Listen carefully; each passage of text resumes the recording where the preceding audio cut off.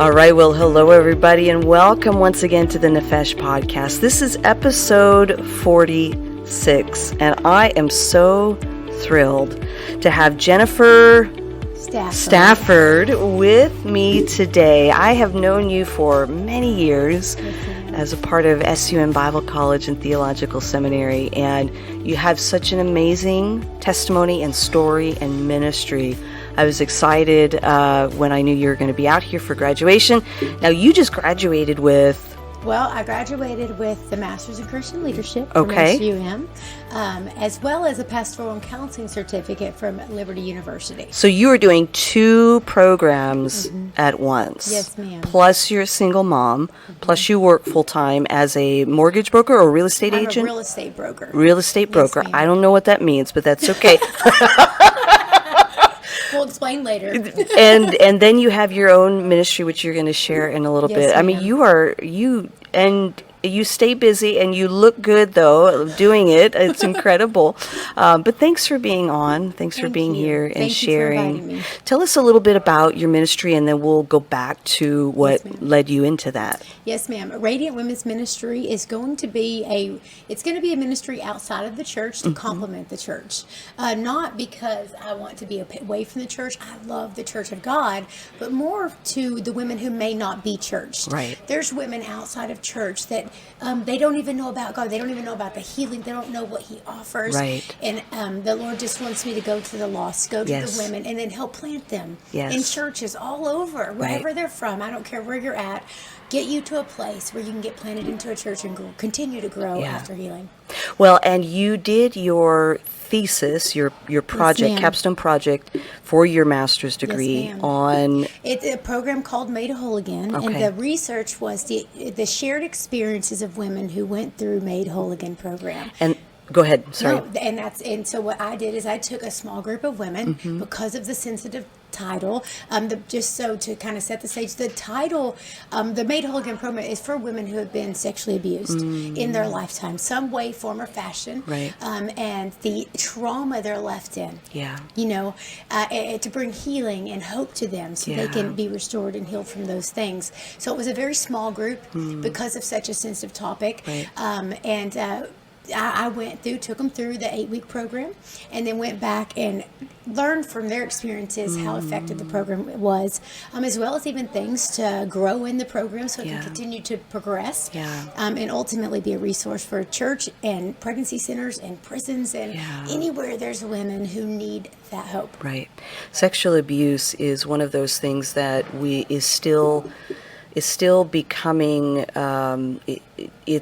it's still becoming known, or it's still not talked about as much, especially, I would say, in the church, Christian communities.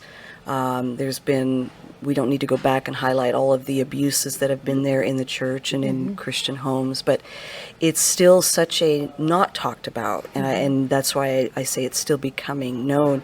You probably have some statistics from doing your research. Well, I did. So one of the interesting statistics is that they did a study on how many women have been abused, and I believe it was 2015 or 14. It was 1 in 4, 15, 1 in 3, 14 or 16, 1 in 2. By 2016, 1 in 2 females has been sexually abused in some form in their lifetime. So it's not going down; it's going up. 50% of women. Jennifer, that statistic is tragic. It's painful to hear, and I just, kind of as a disclaimer to our audience, this will be a bit of a sensitive topic, and if this is something that you yourself have experienced, and it triggers something, it may be best just to even pause the podcast and maybe try to reach out to friends, family, those you feel safe with and are able to connect with, and we'll provide some contact information at the end.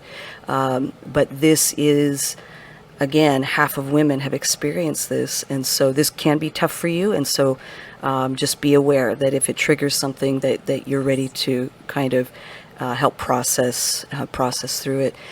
It's staggering. So the statistics are going up, and I can't even begin to ask why. There's probably so many reasons. Do they have ideas? I mean, if we're making this become more known and in trying to educate women and others on what it is, what it looks like, why is it going up?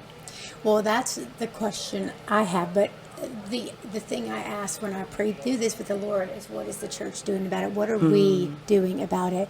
And as we talked about in the beginning, it's not talked about that often in the church. Right. And so I don't know the number one reason. I don't, but I do know we have an answer. Yeah. We have hope for them to offer. And I do believe we do need more resources. There is not very many resources for women outside of them paying or going and spending money. I'm not saying you can't go to a place and spend, but it may be outside of their budget. Absolutely. They may not have that resource. Absolutely. And to be honest, because it's not talked about, it's so hard to bring to the light. Yes, there's a shame factor with it, and even though recent movements in Hollywood like Me Too and other things have kind of begun to again bring more of an awareness, I think in the Christian community there has been some shame associated with it, and unhealthy views of sexuality and other things as far as just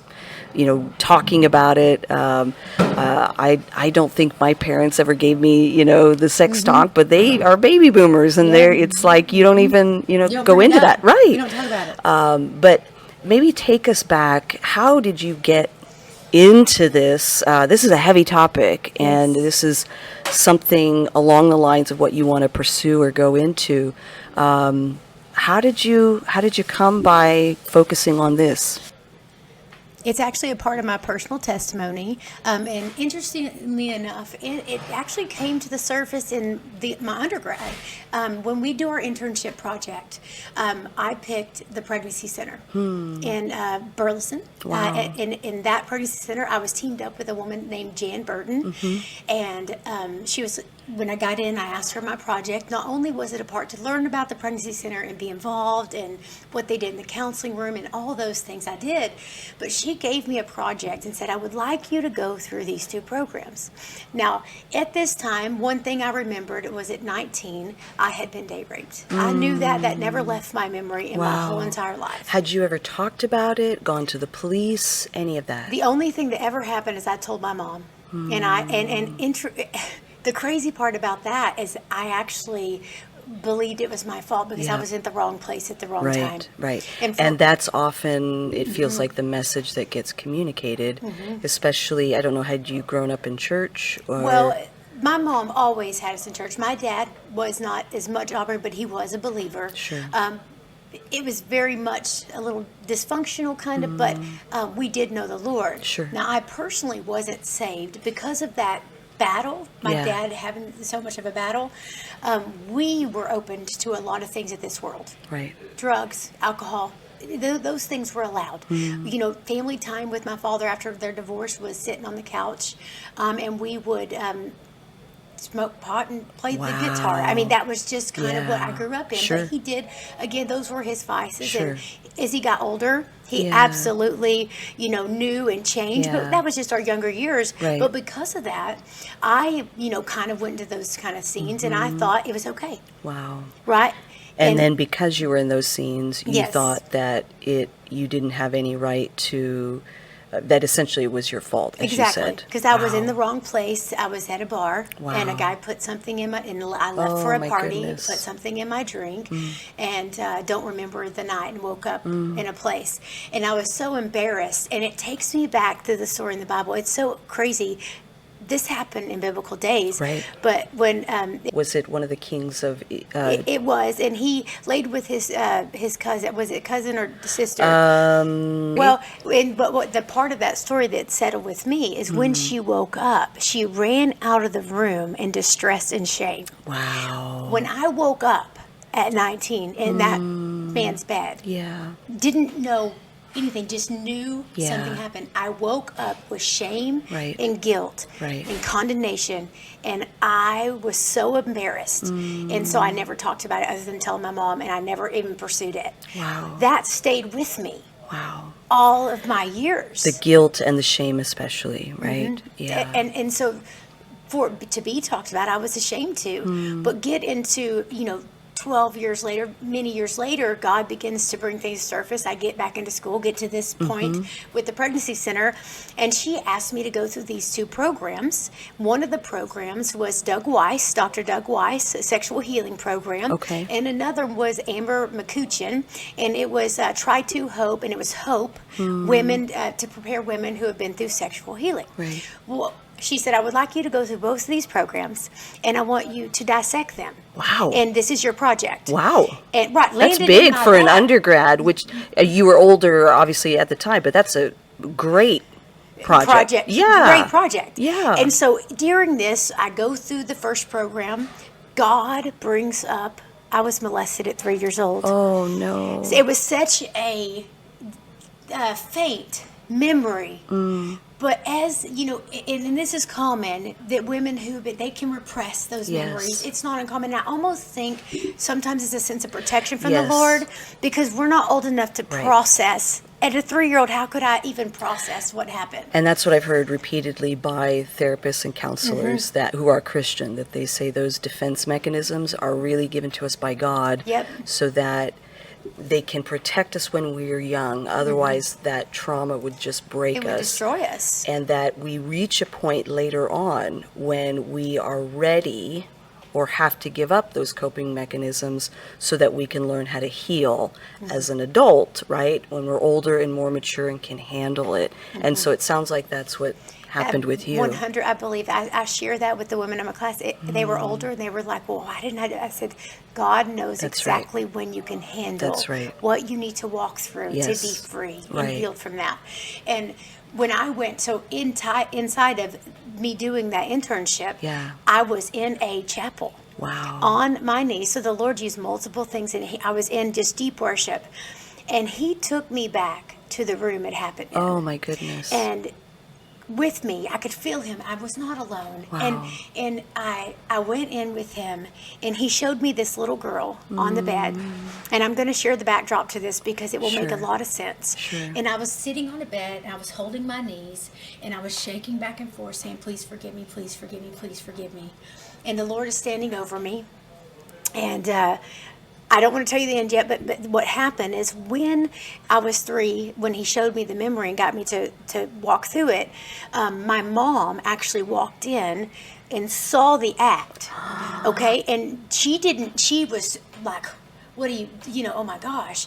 And she just needed it. She dealt with it. She was like, that is not of God, get it out. Right. Well, I internalized the unforgiveness toward myself Wow. and thought God was angry at me. You internalized your mom coming in and stopping it as you were doing something wrong. Right. Wow. And she didn't mean it to No, me. of course not. Not at all. Yeah. Her love was Sure. to get me out of it. She Sure. was like, no, ma'am. Yeah, right. Her defense to me. But as such a young girl, you're 3. yeah. And so when God brought me back to that place, I saw Him fighting for me in the spirit. He said, I forgive you, I forgive you, and He was just, until I received it. And finally, I look up at Him and I said, you forgive me. And I just wept. And I said, can we leave this space? Wow. And I walk out of the house, that room, and I get on my porch and I said, I'm ready to leave this house. I don't want to be in it anymore. And now keep in mind, I am 30-something years old at this point. Wow. Okay? This is a 3-year-old little Yes. girl emotionally who had been bound. Yes. And I walk on the porch and He turns around and looks at me and I said, can I grow up? And He said, yes, it's time. And He put me in a white wedding dress. Wow. And I watched myself grow into a woman. Wow. And leave that house. Wow. I grew up. Yes. I was morphed Yes. Yes. in that moment. Yes. I had no idea. And then I would look back over my life and go, man, Lord, my relationships were immature. There was so much I was bound to. Yes. My relationship with God Wow. was at prison. Absolutely. I was living and trying to please him Yes. and beg him to Yes. forgive me. And he said, I died for you. Wow. And he was fighting for me. And that's what I want women to know. Well, and it's one of those things where, and you and I have talked about this many times, just about even just right before we started, the holistic healing and transformation that is needed for every person. That we, some things cannot merely be prayed away, some things cannot merely be handled in the therapy session. Some things are not merely fasting away or saying, I'm done with that, I'm no longer need to deal with that. That there's a holistic healing that God wants to use every part of us. I firmly believe in, psychology, medical doctors, every kind of helper, doctor, assistants. All of them work together because our bodies are so intricately developed. And so what you just described is a moment of a full transformation where a trauma from your childhood was affecting your walk with Christ. And it wasn't enough for you to say, and maybe you had or hadn't said this, I don't know, but it wasn't enough for you just to say, that's behind me. Why should that still affect me today?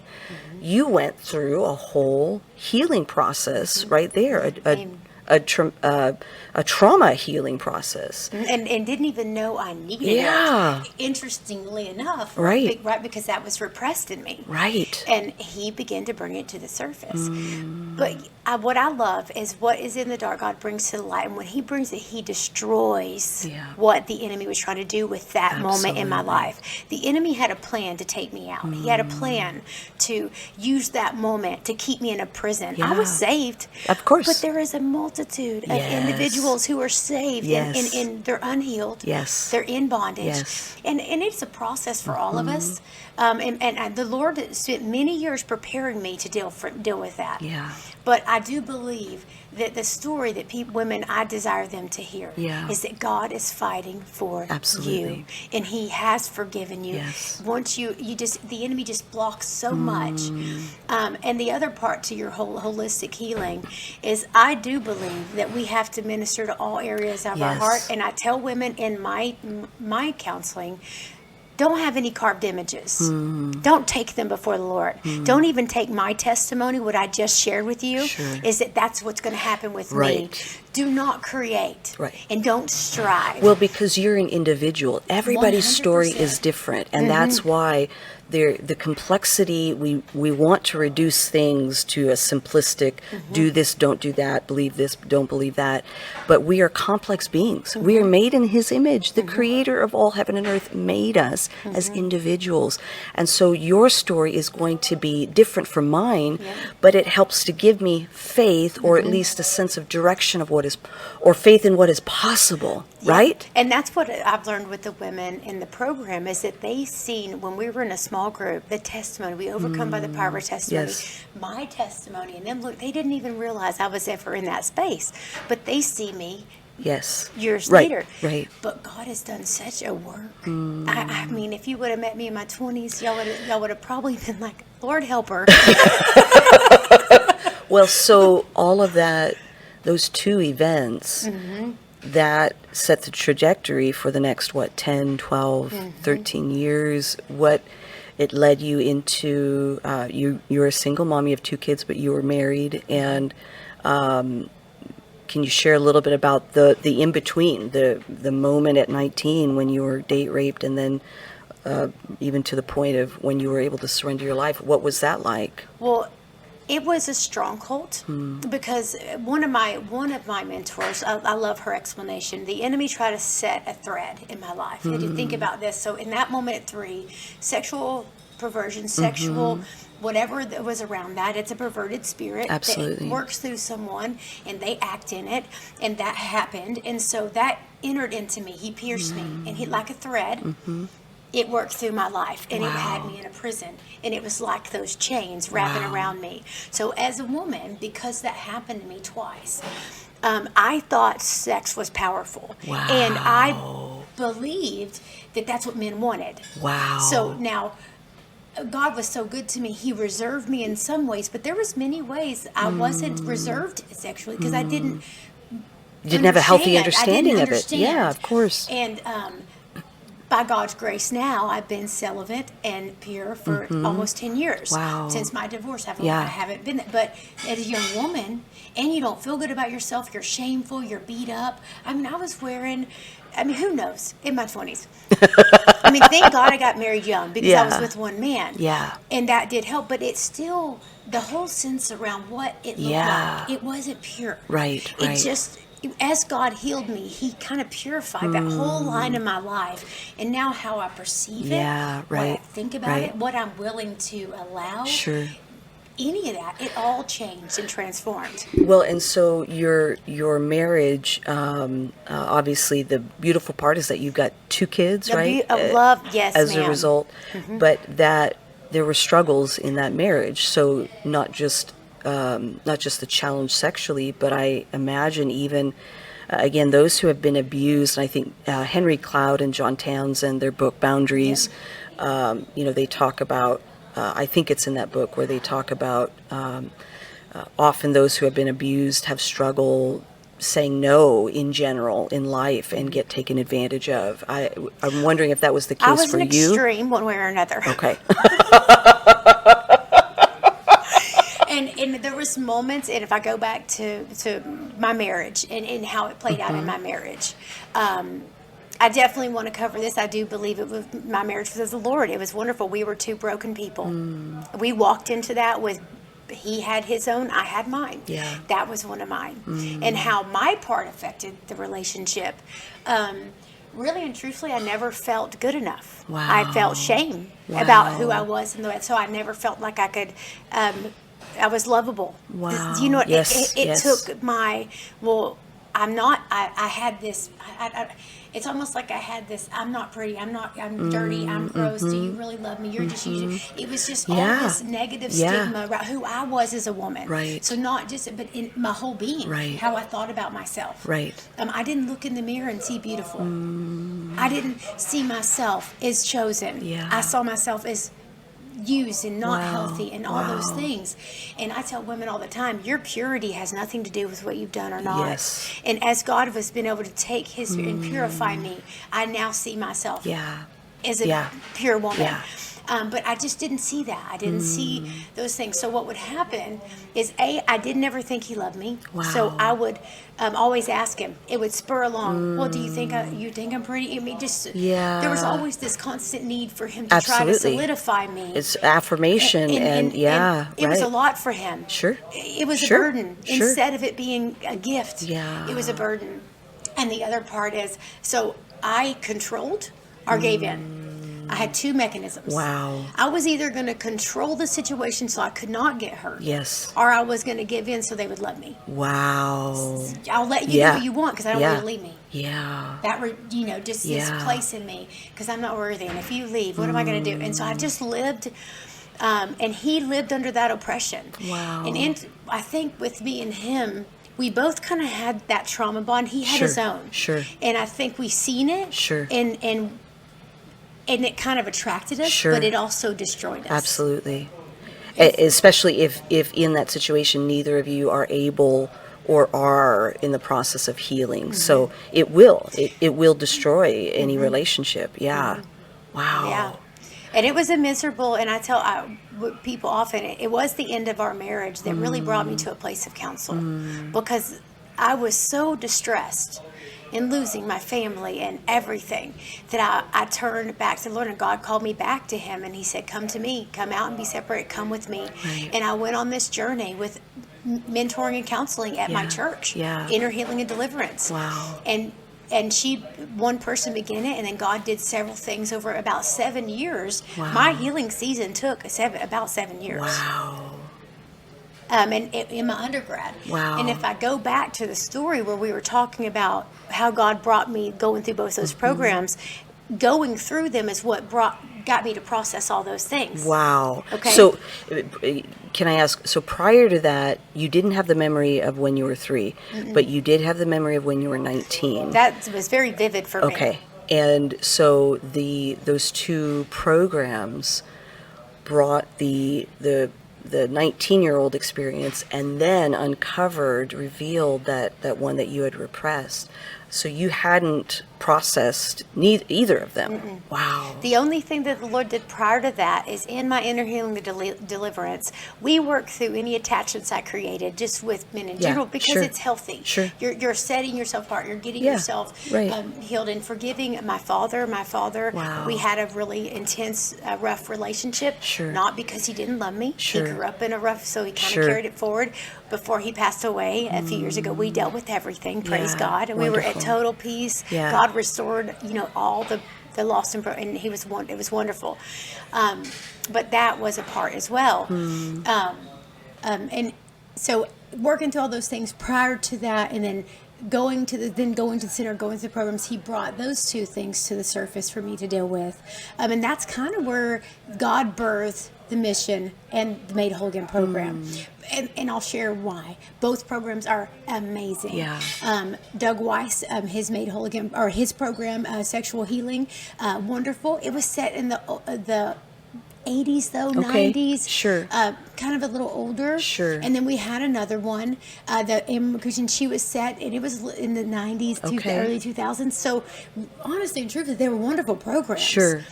They weren't modern. Yes, and so right. in the center, the goal was to create a modern program that will offer women who come in who need to go through healing, but in a modern setting. Sure. And so updated with new whatever, right, information and techniques and Yes, so as me and her were going through this, and she had me present what I felt like the pros and cons were to both programs and what we could do to bring it a little bit more advanced and in my testimony and different things like that, she said, Jennifer, I think this is the Lord's assignment for you. Wow. And she said, it's not mine. Wow. She said, I'll be with you in it. I'll help you, but it's yours. Wow. And so I began to develop a program. Wow. And that was literally in 2019, 2020. Wow. After that, I was going to go full force. I get ahead of the Lord sometimes. I'm kind of that driver, and the Lord's like, whoa. And so I go, and I was going to just go write this program. I was so excited. And I had a professor that sit with me from SUM and said, Jennifer, you can make it good, or you can make it great. She said, you can sit on it and grow and dig and make it great, or you can move forward quick. Yeah. And it really, the Lord used her to minister to me to slow down. Good. So, lo and behold, the Lord had more for me in school. That's where I went into the master's program. And then, of course, the pastoral counseling certificate. And I dug with the Lord. And I took this program, and I have been sharpening it. And for the last 3 years, really. Almost 3 years. Yeah. And still, I'll be honest, it's still being sharpened. Sure. I have women who are editing and looking at it and challenging me. Yeah. Because it's like a diamond out of the rough. Your goal, my goal is for it to be great. Yeah. And to be a resource that the church feels confident to use, that we could use in pregnancy centers like we talked about. Right. And so that's where we got to my assignment in my master's program. I took it forward in all these years, have been working on it in the master's program. Wow. And then used the program to see how women, what they experienced when they walked through it. Sure, what their responses were. After, can you share a little bit about the results, as far as I know it's confidential, but as far as what were some of the results that you can share? How did they process it? How did they find it helpful? Interesting. All of them, I had 4 women. I'll kind of give you a little bit of the background. I had 4 women. 3 decided to move forward, and 1 was they didn't feel like it was time. Sure. And we want that. If Absolutely. any woman's not ready, we want to wait for time. Absolutely. As they came in, there was some reserve. Of course, in this, women feel that. It's not uncommon. Right. Because it's not talked about. No. And you don't want, a lot of women fear what people are going to think about them. And so I got to start with just one-on-one conversations with the women. through, going through the IRBs and going through their information and helping them find comfort. And then, of course, bringing them in the first meeting. It was a meeting called Safe Place. And that's just the first meeting is just meeting who you're going to be around, creating safe boundaries, and us going through the journey, and setting expectations. And after that meeting, every single one of them they felt safe, they felt secure, and they were open. Yes. There was crying at the first meeting. They were just so thankful to be able to get it out. Yes. Like they had been holding this secret all alone all these years, and they would have a breakthrough and just cry. And then the other one, she was scared to come, and then after the first meeting, she was so excited. I mean, the Lord just was at work. Absolutely. And there was one negative experience that was common that I learned from. One of the things is I shortened that program to 8 weeks. I kind of took and put it's supposed to be 12 weeks. Okay. But for my time frame for the masters, I had to reduce it down and tighten it in. Well, they felt like there was too much information, so I had to make some adjustments there. Sure. But I took them and did that. I lengthened it, and overall, 12 out of the 12 experiences, 11 were positive. Wow. They experienced breakthrough. Wow. Not only just in the sexual side of things, because that was the difference of Doug Weiss, and a lot of them focused on just the sexual. Yes, right. But we talked about holistic healing. Good. So in the journey of Made Whole Again, you talk about the mind of Christ. You talk about our emotional health, spiritual health. In the research that I went through, one of the main things that's traumatized in women who are, especially when they're young, is the mind gets traumatized because it doesn't develop, and then fear becomes actually a stronghold. So there's a lot of things that I studied learned. So the mind was talked about. We talked about renewing our mind and the mind of Christ. And can I interject there right really quick? I have recently done some research and my own kind of working with therapists and understanding how much the mind is pliable and goes through a developmental process for the first 5 years. And if the traumas that happen in those first 5 years really can stick and affect the brain development. So, and it's one of the reasons why, like what you're emphasizing, I believe that Scripture really does tell us to kind of guard our thoughts and really, protect the mind. There are some things that have to be, that can't be broken or changed just by our thoughts. And I'm not assuming that does talk about that, but that what you just shared in how you experienced that healing at in that chapel experience, that to me sounds like something that you would experience in a trauma session, therapy session, where they would actually work with you to kind of heal that memory. And so that is such a powerful component. So you encourage them to kind of guard their thoughts, guard their mind. Is there something that goes along with that, or? Well, the Lord says we renew our mind. You shall know the truth, and truth shall set you free. One of the things so for me, I always thought I wasn't good enough. I always thought I was broken. I always thought I was shameful. One of the things I encourage them is the things that they always think. I had them chart their thoughts for a day. Nice. Good. So love activities. Yes. Interactive. So they had homework and they would take home. Yeah. And I would say, I want you to start your day. Yeah. And I want you to look through your thoughts and then see any patterns. Right. And let's find out what are you thinking on really, and what does God say about it? Right. So as a part of my journey, and it didn't happen overnight. It's like you plant a seed and it grows. Right. So begin to think. Fear was another stronghold for me, fear of being hurt. Yes. But what does the Lord say? Yeah. Do not fear. That's I will go with you. I did not give you a spirit of fear. Right. So I had those scriptures, and I would say them. Right. There were sometimes I'd probably say them 30 times a day, 40 times. I mean, just over and over. Yeah. Because I was just retraining my mind. Yeah. I do not have a spirit of fear. Over and over, breaking strongholds. Yeah. Alongside of facing things and all kinds of things, but that was one thing I had them do. Yeah. And then finding the truth. Yeah. And that was only one area. Right. Then we worked on emotions. Wow. We worked on the emotional things. What emotions rise to the surface out of that? What do you need to deal with in your emotional health? Yes. How do you process stress and Yes. anxiety and Right. from fear? Right. Do you cast that on the Lord? Are you holding that in? Are you eating to try to solve? Yes, What is right. it? How are you responding? Right. And teaching them ways that God has given us in the Bible to process. Right. Because our job is not to be unemotional. Right. So many people say, well, we don't need those emotions. Oh, we just, no, God says cast them. Right. I'll give you beauty for ashes. Cast that on me and I'll give you back. Right. You got to make room and get Right. it out of the way. So we talk about processing emotions. We go through the physical side of things.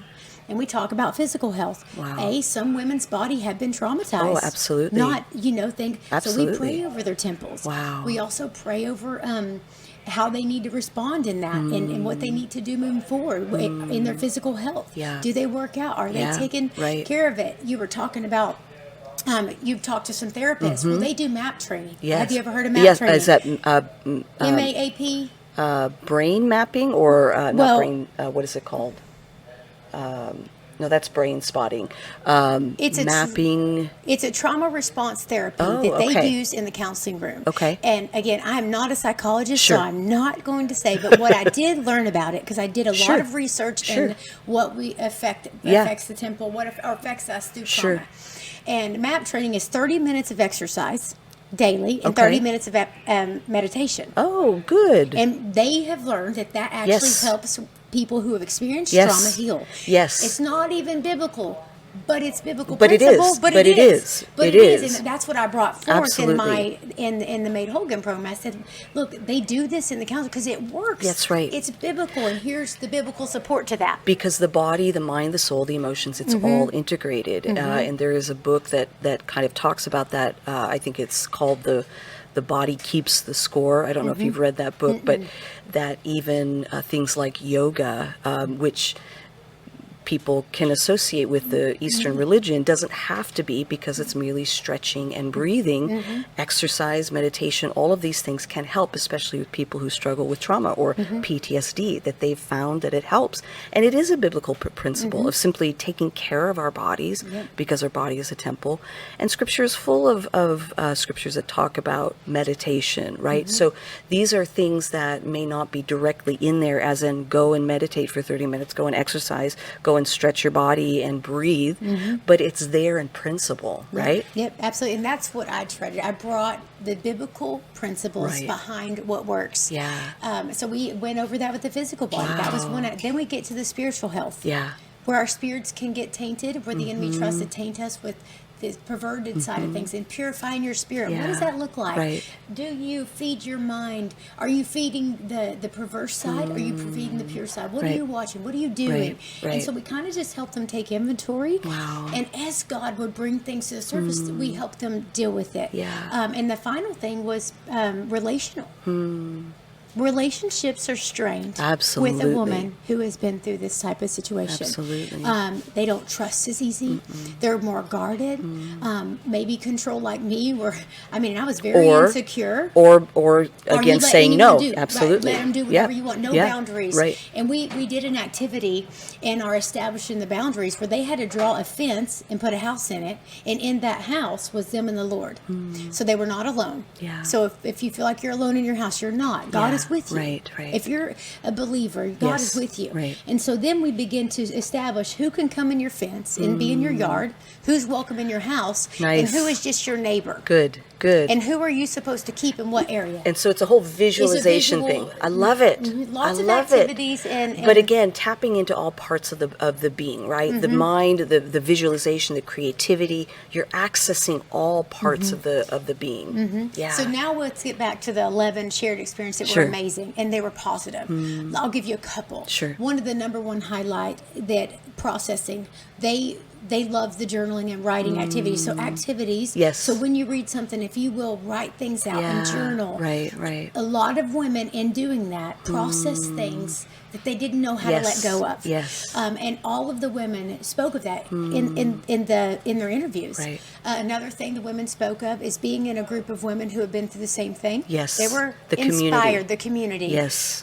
Where it was they were scared at first. Yes. Once they were Safe. in. And they had other people that walked through what they walked through. Yes. They're not the only woman No. sitting in the audience. Right. When you don't get to talk about it, you think Well, because no one else is talking. Absolutely. Well, I'm the only one Right. who's ever experienced Yes. this. Well, when they got to sit at the table with other women who had walked through the same type, not exact, but the same type It's the of shared experience, absolutely, where you understand, you feel the empathy and compassion, because it's real. They do know what you're experiencing. Yeah, and what I enjoyed as being the facilitator, women weren't just healed by what I taught. Yes. They were healed Right. by what those women were Yes. sharing with one another. That's good. That from their testimony that met that woman's testimony, That's because right. mine may be different. That's right. And it was so awesome that when they shared, God would use it all. Yeah. The other one that was huge is that some of the women believed it was generational and that they couldn't be out. Oh, wow. Have you ever, you hear Yeah, often like this yeah. has happened for A generations in generational my curse family. or whatever, A curse. right. And in the Old Testament, or in the Old Covenant, yes, the curses were big, but in the New Covenant, That's right. they're not. That's They right. no longer hold any That's kind right. of type of power, Right. and they didn't know that. They were stuck. Well, they didn't. They just didn't know the truth Well, about the New Covenant. And it's not so much, what I find with that is that I think it's people misunderstanding that Yes. there are experiences that are generational, in that you may see it Over and and then over. you perpetuate it, right? Yeah. And then then it continues to happen, but it doesn't mean that it has to. That's right. And so a curse has this implication that it has to continue. There's something in my DNA where I have to continue this unhealthy thing. No, it's just that it becomes something that you perpetuate because of what you see. And so the have to part of it, I think, is what is important. Yeah. It doesn't have to continue. Yep. And that gave them hope. Yes. So that was a beautiful thing, because we brought that to the surface. Right. Because again, it is prevalent. People believe Yeah. it, and it's so, because it happens all the time. Another shared experience of the women, probably one of the biggest things, is they all had strongholds about who they were. They all had. They had a hard time seeing themselves as worthy, beautiful, healthy, chosen. Right. Why would God want me? Yeah. Why would God, and so Yeah. getting to share with them what God's heart is for them, and Right. having them focus on that. Right. It was just a beautiful thing. So they all had some form of breakthrough That's in the amazing. time. Yeah. By the end of the program, all of them didn't want it to end. Wow. They were so encouraged, and all of them were very excited to Yeah. be a part of what we continue to do. And here's the most beautiful thing. So I still talk to all of them, because Wonderful. at the end of the 8 weeks, that the journey continues as the final session. And what I let them know is this is not the end. Yes. We still have work to do, Yes. and I'm here anytime. Wow. And I'm going to follow up with you, and I'm going to stay Awesome. with you. Yeah. I'm going to walk with you as long as Yeah. God desires me to be in this Sure. portion, because I don't want you to be alone. Sure. So I went back to one of the houses to meet up with them and check on them. And the woman who didn't want to do it now wants to do it. Wonderful. And she Feels is ready. encouraged. She feels Well, ready. Her friend, the girl, went back and told her testimony. Oh, wow. And she was like, I really do need this. And so they want to go through it together. I love that. And so it's super exciting I how love that. just that her testimony Yes, now, yes. and she is on fire. She is like, I'm telling everybody. And it's just a beautiful thing. So I love that all the women were touched. Yeah. I love that all the women they found hope. Yeah. That was the number one thing. Yeah. Because deferred hope makes the Absolutely. heart sick. And But a if- longing fulfilled is sweet to the and soul. when you can That's give right. them that hope and spur that That's up, right. when they have been so That's right. repressed and That's beat right. up. I mean, God did work in marriages. He did work in a mother-daughter relationship. Yes. He just was at work. Oh, I love mean, that. it's not even barely what God's going to continue to do. Yeah. Those seeds planted, what He That's right. did, it's going to continue to grow. Well, and one of the things, as you know, spiritual formation is my focus, and I believe and have shared that spiritual formation is holistic. Yep. So I believe in counseling, therapy, in groups such as this, in the body, exercising, all of those things, prayer, the spiritual Yes. disciplines, right? All of that is important. And one of the things that is emphasized over and over by spiritual formation people is that it does take effort. That our walk with Christ is not a one and done thing where we're saved and we've got our ticket punched to heaven, right? And then we don't have to do anything. No, we are in the process of being sanctified, and that sanctified is not just to get us to heaven. The sanctification process is the whole healing of our whole selves. And this is a program specifically for people or women with having suffered sexual trauma, and the fact that out of 1 every 2, 50% of women have experienced this means that the healing that is needed in their lives for spiritual formation, they have to process this through. God can heal them instantly on a Sunday night and a Sunday morning or whatever, and they never have to deal with it again. The amount of times that happens is probably rare. The majority of people have to experience this process of going through it. And what you have provided here, what you are providing, is a way of processing through spiritual formation, sanctification, and healing. And it is beautiful. Yes, it is wonderful. So the program is the title is Made Whole Again. Okay. Program. And just to help you, to progress that program later, it will eventually be Made Whole Again, women who have been through divorce, Made Whole Again, wonderful. Women who have... So it'll be segmented into various needs or areas. Right, because wonderful. Overall, our spiritual formation principles are pretty common. Yes. What will change is the testimonies and maybe the effects of what you walk through. Because as a woman, I've been through a divorce. Yeah. As a woman, I've been disowned from my father. As a woman, I've suffered grief of loss. Right. As a woman, and what the Lord showed me, He brought me through it to go back and show others the way through. Absolutely. So they too. Yes. When God died on the cross, we were saved. Yes. But He said, and the added benefits. Yes. Which we are to walk into and to grow, what you're talking about, that formation. Yeah. We can actually experience whole healing. Absolutely. On this earth. We don't have to wait till heaven. No, and the fruit of the Spirit then becomes reflected in us because we can truly love. Yes. When we understand God's love for us through the healing of all this, we can truly love. Amen. When we understand hope, we can truly have joy. Yes. When we understand, when we are able to process through some of the addictions or habits, we can truly experience self-control and not merely behavior modification or trying with all of our might to stop doing something, right? It doesn't work. Right. It does not work. But this is, again, and I think it's so powerful because though I've never been married and divorced, you have, and you can share that experience and that story, right? My experience will be different, and so that can help somebody else. But it does need to be tailor-made to a certain extent to the need, to the issue. So let me ask you this as we bring it all to a close. What is the progress of the program? I'm chomping at the bit. When can we share it, get it out there? When do you hope to launch it globally, or what are the next steps? Yeah, so right now the vision, where I'm at, I have what I call a good rough draft, a good draft that is when I return.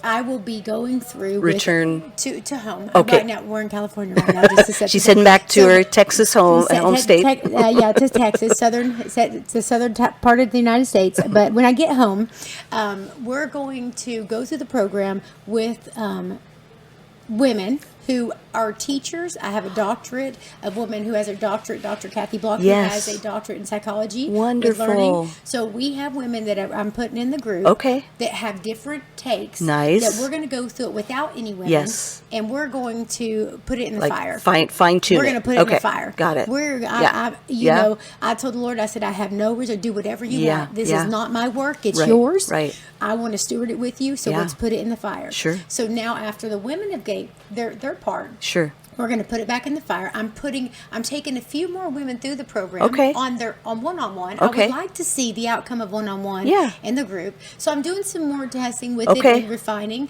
And then the goal is to have the first edition. Yeah. I'm going to say first because I do believe God will grow it and develop it.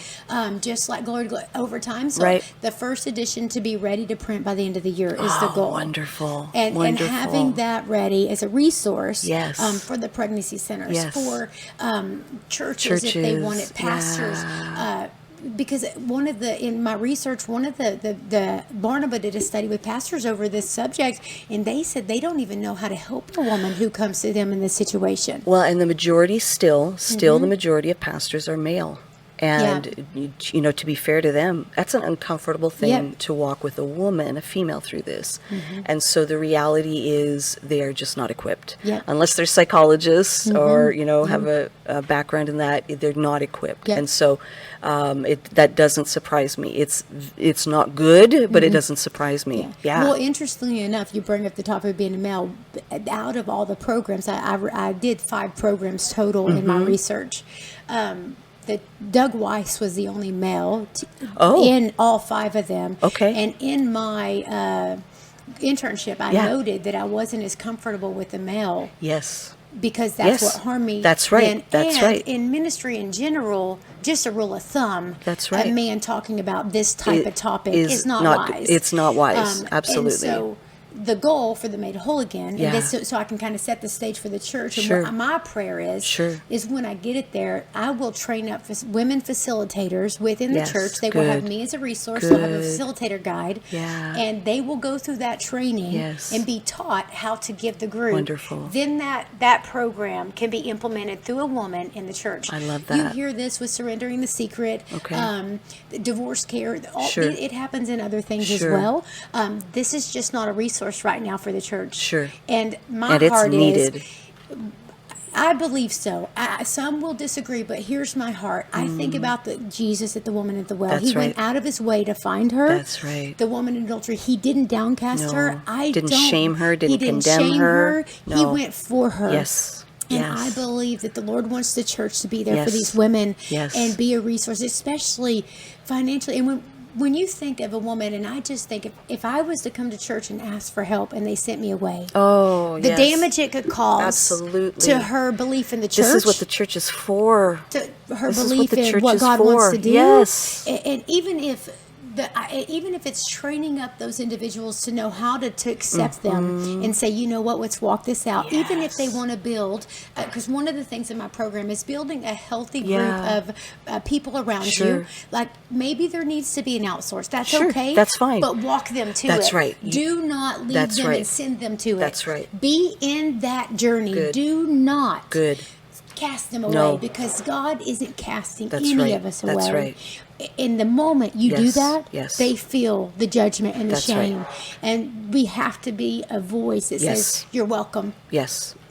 Come on in and we're going to walk this out with you. And that's where even pastors who are male going through this training can at least say, if somebody were to come to them to say, you know what, I personally can't do that, but I have somebody right here, right now. I'm going to put a text message in, or I'm going to pull them right over, and they're going to help walk you through this. And so that everybody knows, even if it's not them doing the journeying with them, everybody knows how we respond to this issue, and we've got people ready to deal with it. It's kind of like Celebrate Recovery, which I love because it's kind of like Alcoholics Anonymous, which is a successful program. Celebrate Recovery brings in God. And in this situation, it's very similar in that I think churches everywhere should have this stuff. I mean, this is what we are for, right? And so I love that. I love that. So by the end of the year, we're hoping that we can roll out the first edition. The first draft. Are you going to be setting yourself up as a nonprofit, or have you thought that through as far as where people can give or support or? Yes, ma'am. And it's set up now. Okay. I set it up this last year. Well, the Lord gave me the name Radiant Women's Ministry. A few years, actually, my undergrad. And it came from the scripture, those who look upon the Lord will be radiant and not be covered with shame. Wow. And the traumatic events we go through typically leave you feeling shameful. That's right. And that is not God's heart That's for us. right. So, Radiant Women's Ministry, that we can radiate with the Lord because of what love He did it. for us on the cross, because of what He did, we can live. And that's my prayer. So you've already got it set up. Can people give? They can give. Wonderful. So we'll include that, all of that link or that information in the link here. Thank you. And you know, we have brought up some pretty intense issues, and if people want to reach out to you, can they do that? Absolutely. Okay. I will leave my information with you. You can share it. Wonderful. They can also follow my ministry page where I do the stuff on the ministry page doesn't necessarily get into the deep Sure, stuff, but sure. Continual motivation, Yeah, teaching, yeah, things like that. But then yeah. they are welcome to reach out to me directly. I counsel with women on the phone through Wonderful. whatever resource we can to help them. Yeah. And even if you're not local to me, we will work on getting you where you need to be. Absolutely. Because that's the goal. We want Yeah. to get them to the right places. Yeah. And they don't need to walk alone. No. Jennifer, thank you so much for sharing this. Yes, ma'am. When I heard your presentation at the symposium that you for your capstone for your project, it just resonated so deeply within me ma'am. that this is a whole other part of our spiritual formation, our growth in Christ, our sanctification. Yes, ma'am. And the statistics, again, are just so heartbreaking.